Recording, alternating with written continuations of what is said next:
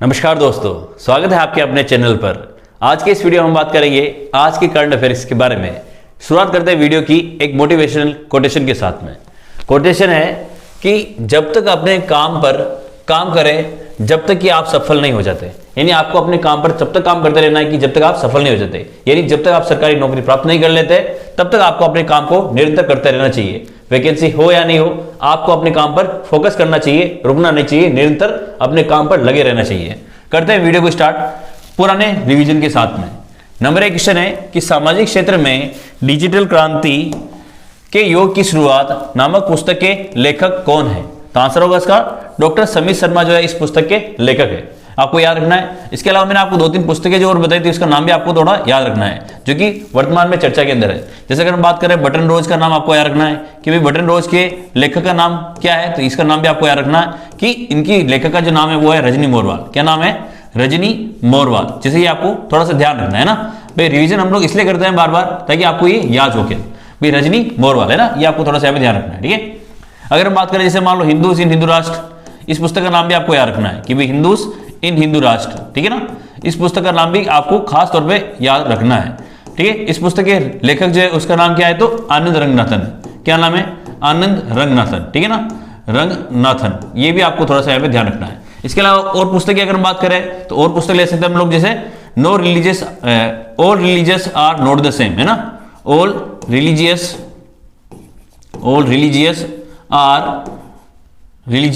Are not the same, है ना, are not the same.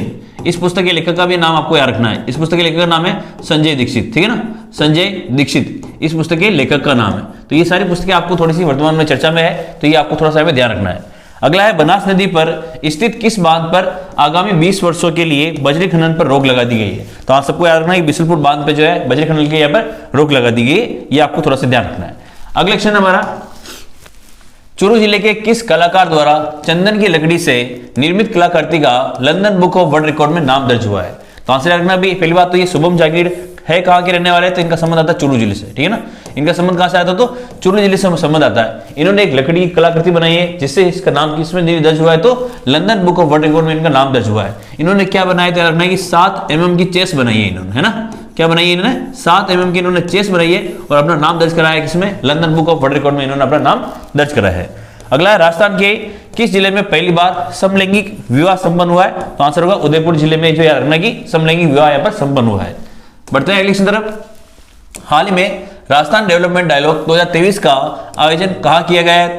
तो आंसर होगा जयपुर के अंदर इसका आयोजन किया गया है। हाल ही में 30 नवंबर को भारत सरकार के संसदीय कार्य मंत्रालय के तत्वावधान में राष्ट्रीय युवा संसद का आयोजन कहाँ किया गया है? तो आंसर होगा राजस्थान विश्वविद्यालय के अंदर इसका आयोजन किया गया है। इसकी कुलपति का नाम आपको याद रखना है। वीसी का नाम क्या है? तो इनके वीसी का नाम है इनका अल्पना कटेजा। ठीक है ना, अल्पना कटेजा। ये आपको थोड़ा सा यहाँ पे ध्यान रखना है। ठीक है, हाल ही में अगर बात करें यहाँ पर एक और प्रोग्राम यहाँ पे शामिल हुआ था। आपको पता है यहाँ पे क्वांटम सम्मेलन आयोजित किया गया था, है ना। क्वांटम सम्मेलन का आयोजन कहाँ हुआ था? तो क्वांटम सम्मेलन का आयोजन भी याद रखना कि यहीं पर आयोजित किया गया था राजस्थान विश्वविद्यालय के अंदर। तो ये भी आपको थोड़ा सा ध्यान रखना है। और इनकी वीसी का नाम को तो आपको याद रखना है अल्पना कटेजा। अगला है हमारा कि राजस्थान के किस जिले में excellence international book of record में 185 किलो की रोटी को विश्व की सबसे बड़ी रोटी के रूप में दर्ज किया गया? तो आंसर होगा भिलवाड़ा जिले में एक ऐसी रोटी बनाई गई है जिसका वजन कितना है? तो 185 किलो इनका वजन है। ठीक है ना, 185 किलो इसका वजन है। और ये रोटी कहाँ बनवाई गई? तो भिलवाड़ा में। इसका नाम कहाँ पर दर्ज हुआ? तो याद रखना है कि सबसे बड़ी रोटी के रूप में इनका नाम दर्ज हुआ है। इंटरनेशनल बुक ऑफ रिकॉर्ड में इसका नाम दर्ज हुआ है। हाल ही में कर्नाटक में आयोजित हुई 19वीं राष्ट्रीय मास्टर्स तैराकी चैंपियनशिप में जयपुर जिले के किस खिलाड़ी ने कांस्य पदक यहाँ पर प्राप्त किया है? तो आंसर होगा कोमल गौतम ने यहाँ पर पदक प्राप्त किया है। कहां पर? 19वीं राष्ट्रीय मास्टर्स तैराकी चैंपियनशिप जो कि कहां आयोजित हुई है? कर्नाटक में, जिसका आयोजन किया गया था उसमें कोमल गौतम ने यहाँ पर याद रखना है कि पुरस्कार प्राप्त किया है। और कौन सा प्राप्त किया है? तो कांस्य पदक इन्होंने प्राप्त किया है तैराकी के अंदर। ये आपको ध्यान रखना है। अब हम लोग करेंगे हमारे राजस्थान विधानसभा चुनाव 2023 की मतगणना के लिए कितने मतगणना केंद्र बनाए गए हैं? तो आंसर इसका 36 मतगणना केंद्र बनाए गए थे। ये आपको ध्यान रखना है। आपको पता है कि राजस्थान में अगर हम बात करें तो बीजेपी सरकार की अगर हम बात करें तो बीजेपी सरकार को जो है इस बार जो है 115 सीटें यहाँ पर प्राप्त हुई है। और इन्होंने पूर्ण बहुमत प्राप्त करके राजस्थान में सरकार बनाने के लिए मतलब राजस्थान में सरकार किसकी बनेगी? तो भाजपा की सरकार यहाँ पर बनेगी। अगर हम बात करें राजस्थान में विधानसभा सीटों पर कितने में चुनाव हुआ था? तो 199 सीटों पर यहाँ पर चुनाव हुआ था। ये ध्यान रखना है। राजस्थान में कुल मिला के 200 सीटें, उसमें से कितनी सीटों पर चुनाव हुआ था? तो 199 सीटों पर यहाँ पर चुनाव हुआ था। अगर बात करें तो करणपुर विधानसभा क्षेत्र से गुरमीत सिंह कुन्नर का हाल ही में निधन हो गया था, जो कि कांग्रेस के तरफ से चुनाव में लड़ रहे थे, तो उनका निधन होने की वजह से 199 सीटों पर यहाँ पर चुनाव हुआ है। अगला है कुंभलगढ़ फेस्टिवल का आयोजन कब किया जा रहा है? तो आंसर होगा 1 से लेकर 3 दिसंबर तक जो इसका आयोजन किया जा रहा है। अब हम लोग करेंगे हमारे आज के करंट अफेयर्स के क्वेश्चन।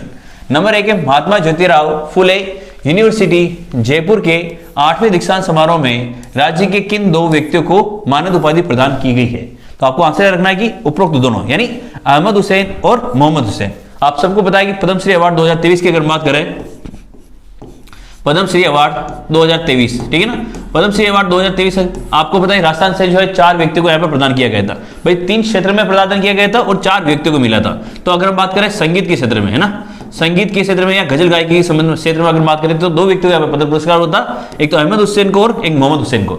संगीत के क्षेत्र में किसको मिला था? तो अहमद हुसैन को मिला था, ठीक है। और साथ ही साथ हम बात कर रहे हैं भाई, एक तो अहमद हुसैन और एक और किसको मिला था? तो महमूद हुसैन को मिला था, ठीक है ना, मोहम्मद हुसैन को, ठीक है। ये तो किसके क्षेत्र में मिला था? तो मोहम्मद हुसैन, मोहम्मद हुसैन। ये किसके क्षेत्र में मिला था? तो संगीत के क्षेत्र में मिला था। इसके अलावा अगर हम बात करें तो 2 जनों को और मिला था, एक तो है मूलचंद लोढ़ा, ठीक है ना, मूलचंद लोढ़ा, ठीक है, इनको भी पद्मश्री से सम्मानित किया गया था।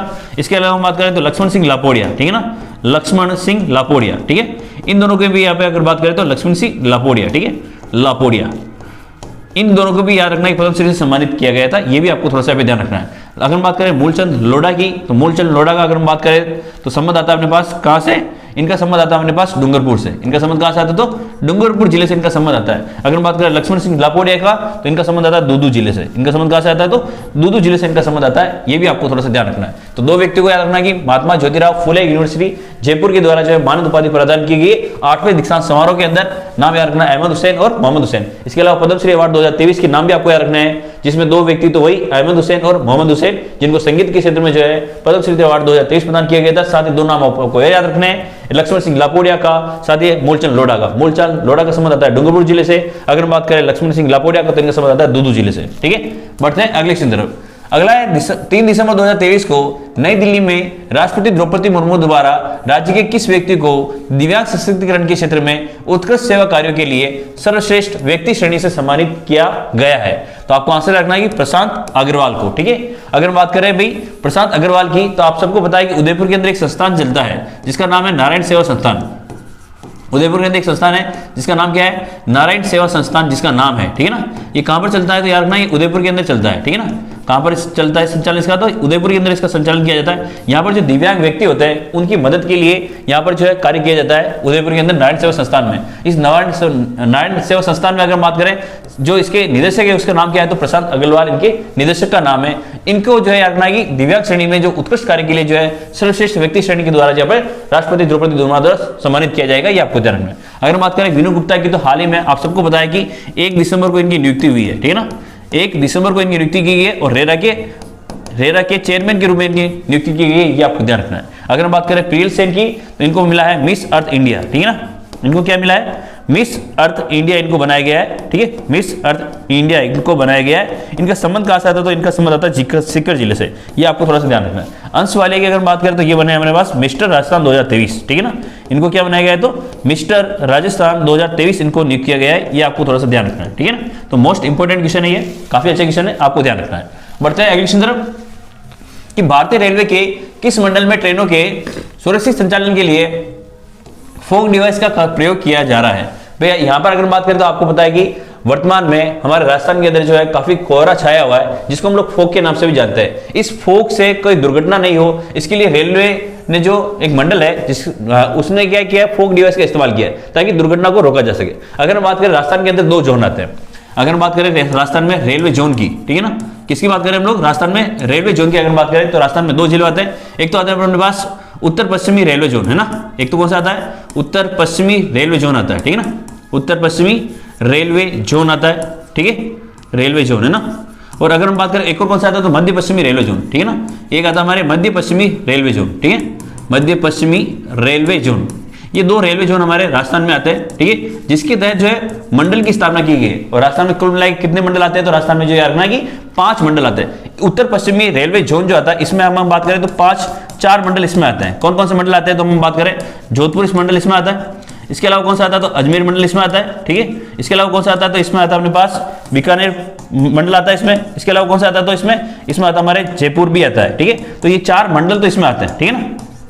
कौन कौन से, तो देखो यार रखना, उत्तर पश्चिमी रेलवे जोन में 4 मंडल आते हैं, एक जोधपुर, एक अजमेर, एक बीकानेर और एक कौन सा है, तो जयपुर। अगर हम बात करें उत्तर पश्चिमी रेलवे जोन का मुख्यालय कहां पर है, इसके मुख्यालय की अगर हम बात करें तो इसका मुख्यालय भी आपको याद रखना है, इसका मुख्यालय आता है हमारे जयपुर के अंदर, ठीक है ना। इसका मुख्यालय कहां पर आता है, तो जयपुर के अंदर इसका मुख्यालय आता है। अगर हम बात करें मध्य पश्चिमी रेलवे जोन की, तो इसके अंदर एक मंडल ही आता है जिसका नाम है कोटा मंडल, ठीक है ना, जिसका नाम क्या है, कोटा मंडल, ठीक है, ये आपको ध्यान रखना। अगर बात करें मध्य पश्चिमी रेलवे जोन, इसकी स्थापना कब हुई थी, तो याद रखना 1 अप्रैल 2003 को इसकी स्थापना कब हुई थी, तो 1 अप्रैल 2003 को इसकी स्थापना हुई थी, ठीक है ना। 1 अप्रैल 2003 को इसकी स्थापना हुई थी। अगर बात करें मध्य पश्चिमी रेलवे जोन, इसका मुख्यालय कहां पर है, तो ये भी आपको थोड़ा सा ध्यान रखना है कि इसका मुख्यालय जो है वो कहां पर है, तो जबलपुर के अंदर मुख्यालय है। कहां पर मुख्यालय है इसका, जबलपुर के अंदर इसका मुख्यालय, ये आपको ध्यान रखना है। तो अगर बात करें भाई इस क्वेश्चन का आंसर क्या होगा, तो इसका आंसर होगा जोधपुर मंडल ने ये शुरुआत की है, जहां पर क्या लगाया जाएगा, तो फोक डिवाइस लगाया जाएगा ताकि यहां पर जो है दुर्घटना को रोका जा सके कोहरे की वजह से। तो याद रखना है कि भाई राजस्थान में जो है 2 रेलवे जोन मंडल आता है। अगर कौन कौन से, तो उत्तर पश्चिमी रेलवे जोन आता है, साथ ही साथ मध्य पश्चिमी रेलवे जोन भी आता है। उत्तर पश्चिमी रेलवे जोन में 4 मंडल आते हैं, जयपुर, जोधपुर, अजमेर और बीकानेर। मुख्यालय कौन सा है, तो याद रखना मुख्यालय इसका जो है वो है जयपुर, इसका मुख्यालय है। अगर बात करें मध्य पश्चिमी रेलवे जोन की, तो इसमें एक मंडल आता है जिसका नाम है कोटा मंडल, जिसकी स्थापना कब हुई थी, तो याद रखना 1 अप्रैल 2003 को इसकी स्थापना हुई थी। अगर बात करें इसकी स्थापना कब हुई थी, तो इसकी स्थापना याद रखना 1 अक्टूबर 2002 को, है ना। इसकी स्थापना कब हुई थी, तो 1 अक्टूबर 2002 को इसकी स्थापना हुई थी। तो ये भी आपको ध्यान रखना है। तो अच्छा क्वेश्चन है, आपको सारी चीजें थोड़ा पता चल गया होगा। वीडियो अगर अच्छा लग रहा हो तो वीडियो को जरूर लाइक करें। बढ़ते हैं अगली क्वेश्चन तरफ। राजस्थान में 25 दिसंबर 2023 से 30 जनवरी 2024 तक राष्ट्रीय खादी ग्रामोद्योग प्रदर्शनी का आयोजन कहां किया जाएगा, तो सिंपल सा क्वेश्चन है, इसका आंसर होगा जयपुर के अंदर इसका आयोजन किया जाएगा। ये आपको ध्यान रखना, तारीख आपको याद रखनी है भी 25 दिसंबर 2023 से लेकर 30 जनवरी 2024 तक इसका आयोजन किया जाएगा। तो इंपॉर्टेंट क्वेश्चन ये भी आपको ध्यान रखना है। अगला है हमारा, हाल ही में कर्नाटक में आयोजित हुई 19वीं राष्ट्रीय मास्टर्स तैराकी चैंपियनशिप में राजस्थान विश्वविद्यालय के किस स्विमिंग कोच ने कांस्य पदक प्राप्त किया है। तो अगर बात करें तो राजेश शुक्ला ने, यहाँ पर अगर बात करें तो यहाँ पर याद रखना कि कांस्य पदक प्राप्त किया है, किसमें, स्विमिंग के अंदर। भाई स्विमिंग कोच तैराकी चैंपियनशिप आयोजित की जा रही है, कर्नाटक के अंदर आयोजित की जा रही है। तो यहाँ पर प्राप्त कौन सा किया है, तो राजेश शुक्ला ने यहाँ पर पदक प्राप्त किया है, कांस्य पदक यहाँ पर प्राप्त किया है। ये आपको ध्यान रखना है। अगर बात करें भाई यहाँ पर ये यूनिवर्सिटी कौन सी यूनिवर्सिटी की कुलपति है, तो याद रखना ये राजस्थान विश्वविद्यालय की कुलपति है, जिसकी अगर हम बात करें वीसी का नाम आपको याद रखना है, जिस वीसी का नाम क्या है, तो अल्पना कटेजा इनकी वीसी का नाम है। ये भी आपको थोड़ा सा ध्यान रखना है। और हाल ही में यहाँ पे जो है क्वांटम सम्मेलन का आयोजन किया गया था। कौन सा आयोजन किया गया था, तो क्वांटम सम्मेलन का आयोजन हुआ था। इसके अलावा भी हमने बताया कि राष्ट्रीय युवा संसद का भी आयोजन किया गया है, राष्ट्रीय युवा संसद का भी आयोजन यहाँ पर किया गया है। तो ये सारी चीजें आपको थोड़ी सी यहाँ पे ध्यान रखनी है। बढ़ते हैं अगले क्वेश्चन तरफ। अगला है, हाल ही में मीराबाई के सम्मान में एक डाक टिकट और कितने रुपए का सिक्का यहाँ पर जारी किया गया है। तो आपको यार डाक टिकट जारी किया है, साथ साथ 525 रुपए का यहाँ पर अगर बात करें सिक्का भी यहाँ पर जारी किया गया है। अगर आप बात करें मीराबाई की, तो इनको राजस्थान की राधा के नाम से जाना जाता है। किस नाम से जाना जाता है, तो राजस्थान की राधा के नाम से इनको जाना जाता है, ठीक है ना, राजस्थान की राधा, ठीक है। अगर हम बात करें भाई इनका जन्म कब हुआ था, तो इनका जन्म हुआ था 1498 ईस्वी में। कब जन्म हुआ था, 1498 जन्म में जन्म हुआ था। कहां पर हुआ था, याद रखना कुड़की के अंदर, है ना। कहां पर हुआ था, तो कुड़की के अंदर इनका जन्म हुआ था। इनके पिता का नाम आपको याद रखना है, पिता का नाम है रतन सिंह जी, ठीक है ना। पिता का नाम क्या है इनका, रतन सिंह जी, ठीक है। ये भी आपको थोड़ा सा ध्यान रखना है, रतन सिंह जी, ठीक है। रतन सिंह जी इनके पिता का नाम था, जो कि नागौर के जागीरदार हुआ करते थे। ये आपको ध्यान रखना है। इसके अलावा अगर बात करें इनका विवाह कहां पर हुआ था, तो इनका विवाह चित्तौड़ हुआ था, ठीक है ना। इनका विवाह कहां हुआ था, तो चित्तौड़गढ़ के अंदर इनका विवाह हुआ था। ये आपको ध्यान रखना है, ठीक है ना। चित्तौड़गढ़ के अंदर इनका विवाह होता है। चित्तौड़गढ़ में हम बात करें तो कुंवर भोजराज से इनका विवाह होता है ना। इनका विवाह किससे हुआ था, तो कुंवर भोजराज से इनका विवाह हुआ था। ये आपको ध्यान रखना है, ठीक है ना। इनके पति का नाम क्या था, तो भोजराज। अगर बात करें भोजराज किसकी संतान थे, तो ये सांगा की संतान थे, ठीक है ना। राणा सांगा की संतान हुआ करते थे भोजराज। अगर बात करें खानवा के युद्ध में, जब 1527 के अंदर जब खानवा का युद्ध हुआ था, तो इसमें चोटिल होने की वजह से भोजराज की मृत्यु हो गई थी और इन्होंने जो है भगवान कृष्ण को ही अपना पति के रूप में स्वीकार कर लिया था। इसलिए इसको राजस्थान की राधा के रूप में भी जाना जाता है। ये आपको ध्यान रखना है। तो 525 रुपए का डाक टिकट इनके ऊपर जारी किया गया है। अगले क्वेश्चन हमारा, राजस्थान में किस जिले की सोनाली पंडित दिसंबर 2023 में केरल में आयोजित होने वाली नेशनल जूनियर जूडो चैंपियनशिप में यहाँ पर भाग लेगी।